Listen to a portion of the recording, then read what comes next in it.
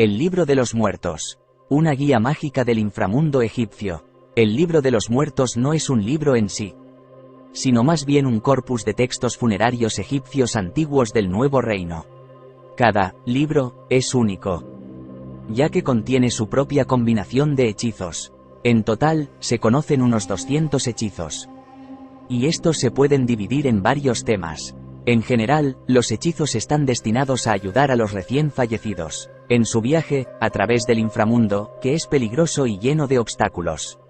Muchos de los hechizos tienen su origen en los primeros textos de las pirámides y textos de Ataud, que muestran la continuidad, así como los cambios en las creencias de los antiguos egipcios con respecto a la otra vida. Aunque comúnmente se le llama el libro de los muertos, su nombre original en el antiguo egipcio se transcribe como RWNWPRT, MHRW, que puede traducirse como libro de venir adelante de día o libro de emerger adelante hacia la luz. Origen del libro de los muertos. No está claro cuándo se produjo por primera vez el libro de los muertos. Sin embargo, el primer ejemplo conocido de este trabajo se encontró en el sarcófago de Mentuhotep, una reina de la 13ª dinastía, debido a la presencia de nuevos hechizos.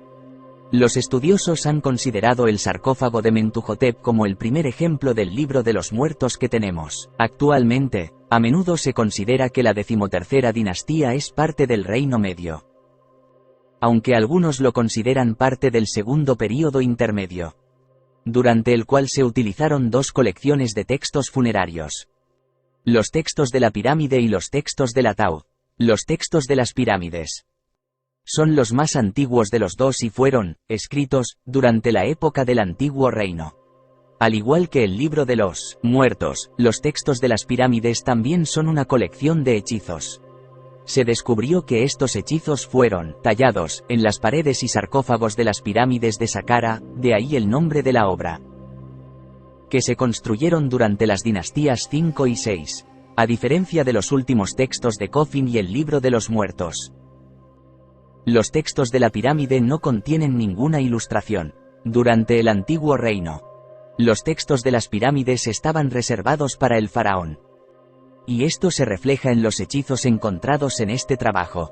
Estos hechizos tratan principalmente de la protección de los restos físicos del faraón, la reanimación de su cuerpo después de la muerte y su ascensión a los cielos. Las tres preocupaciones principales de los faraones del Reino Antiguo con respecto a su vida futura. El objetivo final del faraón era convertirse en el Sol o el nuevo Osiris, pero este viaje de transformación estuvo lleno de peligros. Por lo tanto, los textos de las pirámides contienen hechizos que podrían usarse para pedir ayuda a los dioses en el más allá, una característica que también se encuentra en textos funerarios posteriores. Curiosamente, si los dioses se negaron a cumplir, los textos de las pirámides proporcionan hechizos que el faraón fallecido podría usar para amenazarlos. El hechizo místico 17, del papiro de Ani. La viñeta en la parte superior ilustra, de izquierda a derecha, al dios Ge como una representación del mar, una puerta de entrada al reino de Osiris, el ojo de Horus, la vaca celestial Mehet Beret, y una cabeza humana que se levanta de un ataúd, custodiada por los 4 hijos de Horus. Durante el primer período intermedio, los antiguos egipcios comenzaron a escribir hechizos en ataúdes. Sin embargo, fue solo durante el Reino Medio que se generalizó. Actualmente, el trabajo conocido como textos del ataúd no hay un número fijo, ya que varía según las distintas versiones y recopilaciones existentes. Sin embargo, generalmente se habla de una colección de alrededor de 200 hechizos, la mayoría de los cuales se han escrito en ataúdes. De ahí su nombre. Otros lugares donde se encuentra que los hechizos han sido escritos incluyen paredes de tumbas, papiros y estelas. Los textos del ataúd reflejan un cambio en las creencias que los antiguos egipcios tenían sobre él. Más allá, antes de esto, la vida futura parece haber sido dominio exclusivo del faraón, ya que los textos de las pirámides solo se encontraron en sus monumentos funerarios. Los textos del ataúd muestran que cualquier egipcio común que pudiera permitirse un ataúd ahora también tenía acceso a la otra vida. De ahí la llamada democratización de la otra vida. Aunque parte del material de los textos de la pirámide se siguió utilizando, está claro que también se agregaron muchos hechizos nuevos. Estos nuevos hechizos estaban relacionados con los deseos cotidianos del hombre común, y es una prueba más de que, para entonces, a los plebeyos también se les dio una oportunidad en el más allá. A diferencia de los textos de la pirámide, que enfatizan el ascenso del faraón a los cielos, los textos del ataúd se centran en el viaje del difunto a Duat, la versión egipcia antigua del inframundo, que está gobernada por el dios Osiris. Por lo tanto, los hechizos de los textos del ataúd están destinados a proteger al difunto durante su viaje al inframundo, y a ayudarlo a pasar el juicio de Osiris. El uso del libro de los muertos se generaliza, como se mencionó anteriormente. El primer ejemplo conocido del libro de los muertos se encuentra en el sarcófago de la reina Mentuhotep. Sin embargo, fue solo durante la 17 dinastía que el libro de los muertos se generalizó. En este momento, fue utilizado no solo por miembros de la familia real, sino también por cortesanos y otros funcionarios. Aunque los hechizos se inscribían típicamente en los vendajes de lino utilizados para envolver a las momias en este momento, también se han encontrado ocasionalmente escritos en ataúdes y papiros. El desarrollo del libro de los muertos continuó durante el Nuevo Reino. Además, los hechizos ahora se escribían más comúnmente en papiros, y el texto suele ir acompañado de bellas ilustraciones. Uno de los ejemplos más famosos de un libro de los muertos de este período es el papiro de Ani, que hoy se exhibe en el Museo Británico de Londres. El papiro de Ani consta de 6 piezas distintas de papiro y tiene una longitud total de 78 pies, 23,7 metros. Como muchos otros ejemplos del libro de los muertos del Reino Nuevo, el papiro de Ani fue escrito en jeroglíficos cursivos. Casi todos los hechizos de este papiro van acompañados de una ilustración, lo que lo convierte en una hermosa obra de arte. En el período siguiente, es decir, el tercer período intermedio, la escritura hierática comenzó a usarse también. Esta era una versión más barata que más personas podían pagar. El costo reducido significaba que el texto carecía de ilustraciones, aparte de una sola al comienzo del trabajo. Finalmente, fue durante las dinastías 25 y 26, el final del tercer período intermedio y el comienzo del período tardío, que el libro de los muertos se estandarizó. Así, por primera vez, el libro de los muertos obtuvo una estructura coherente y se dividió en capítulos. Esta versión del texto se conoce como la edición Saite, llamada así por la dinastía 26 o Saite, que la distingue de la anterior, edición Devan.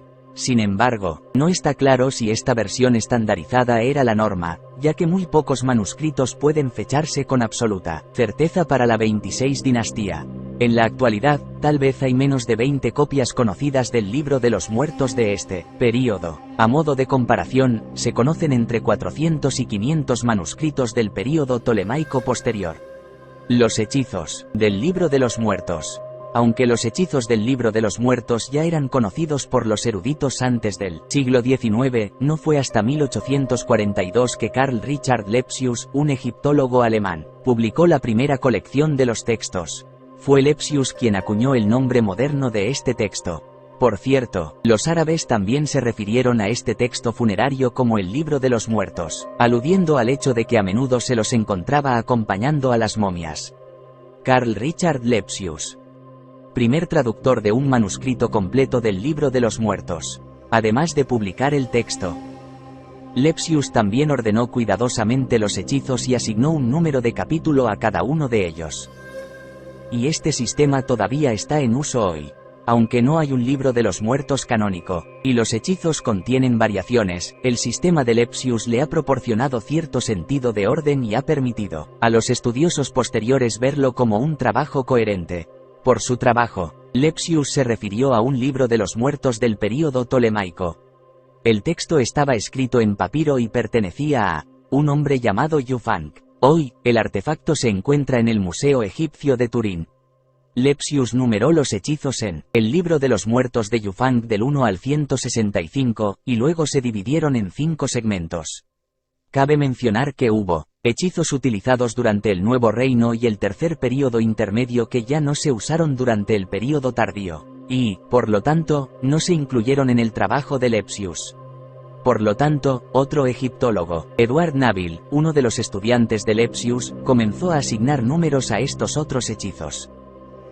Comenzando con el número 166. Su trabajo fue continuado por Wallis Budge, quien llevó el número de hechizos a un total de 190.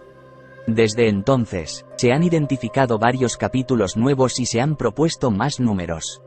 Sin embargo, los estudiosos son cautelosos al agregar nuevos capítulos, ya que se desconoce si fueron considerados por los antiguos egipcios como parte del libro de los muertos u otro texto funerario.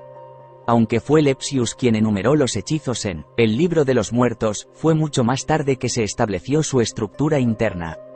Aunque los estudiosos aún no han entendido completamente los principios empleados por los antiguos egipcios en la composición de los libros de los muertos individuales, la versión estandarizada publicada por Lepsius se ha dividido en 4 secciones principales. Esta división, que intenta descifrar la lógica detrás de la secuencia del texto, fue realizada por Paul Barguet en 1967. Barguet dividió el texto en los siguientes títulos: Proceder al lugar de entierro, capítulos 1 a 16, Regeneración, capítulos 17 a 63, Transfiguración, incluyendo tomar varias formas, y el Juicio de los muertos, capítulos 64 a 129, Bajo la tierra, capítulos 130 a 162, y una fórmula adicional, complementaria, capítulos 163 a 165. Un ejemplo de un hechizo de cada una de las 4 secciones es el siguiente: Fórmula para salir de día y vivir después de la muerte, capítulo 2, Fórmula para abrir la boca de un hombre en el inframundo, capítulo 23, Fórmula para tomar la forma de Ta, comer pan, beber cerveza, excretar del ano, capítulo 82, y Fórmula para evitar que el cuerpo perezca, capítulo 154. No hace falta decir que los antiguos egipcios creían que el viaje a través del inframundo era peligroso, y el fallecido necesitaba toda la ayuda que pudieran obtener para llegar al paraíso. Como se refleja en los hechizos que se encuentran en el libro de los muertos. El clímax del viaje, sin embargo, fue el juicio del difunto. El juez principal, por supuesto, era Osiris, el gobernante del inframundo. Además, también hubo 42 dioses que ayudaron a Osiris en su juicio del difunto. Los hechizos requeridos por el difunto para pasar el juicio final en el inframundo se pueden encontrar en el capítulo 125 del libro de los muertos. Según el acuerdo de Lepsius, el capítulo 125 se conoce como el libro de entrar en el amplio salón de las 2 diosas a la derecha. Este capítulo también se conoce como las confesiones negativas, ya que se supone que el difunto debe demostrar su inocencia al enumerar todas las cosas malas que no hizo durante su vida. Las confesiones negativas son fascinantes no solo como un hechizo funerario, sino también como una ventana a la moralidad del antiguo Egipto. La lista de ofensas nos da una idea de lo que se consideraba un comportamiento apropiado e inapropiado en el antiguo Egipto. El capítulo 125 comienza con una declaración de inocencia ante Osiris. Luego, el difunto debe dirigirse a cada uno de los 42 dioses que acompañan a Osiris. En este hechizo, los nombres de las deidades no se revelan. En cambio, solo se dan su epíteto y lugar de origen. Algunos ejemplos de estos dioses son Anetefefe, que sale de Sau, Sekriu, que sale de Uten, y Neheb-Nefer, que sale de tu caverna, además de dirigirse a los 42 dioses individualmente. El fallecido debe declarar su inocencia una vez más al confesar a cada uno de ellos un delito que no ha cometido. Las confesiones incluyen: no soy un hombre de engaño, no he depravado a la esposa de ningún hombre, y no he blasfemado, después de haber hecho sus confesiones ante los dioses. La prueba final para el difunto es el pesaje del corazón, durante el cual el corazón del difunto se pesa contra la pluma de Maat, la diosa de la verdad y la justicia. Si el corazón y la pluma tenían el mismo peso, al difunto se le permitía entrar al paraíso. Por otro lado, si el corazón era más pesado que la pluma, se alimentaba al monstruo Amit, y el fallecido moriría una segunda muerte, y permanente. Para evitar que el corazón contara al difunto, los antiguos egipcios tenían que recurrir. El hechizo del capítulo 30 se conoce como la fórmula, para evitar que el corazón de un hombre se mantenga alejado de él en el inframundo. Este hechizo fue tan importante que, a menudo se talla en amuletos en forma de escarabajos y se coloca en el cofre de una momia antes de envolverlo. Si te ha gustado el vídeo, marca me gusta, y puedes suscribirte, para ver más videos interesantes como este. También puedes dejar tu opinión en comentarios.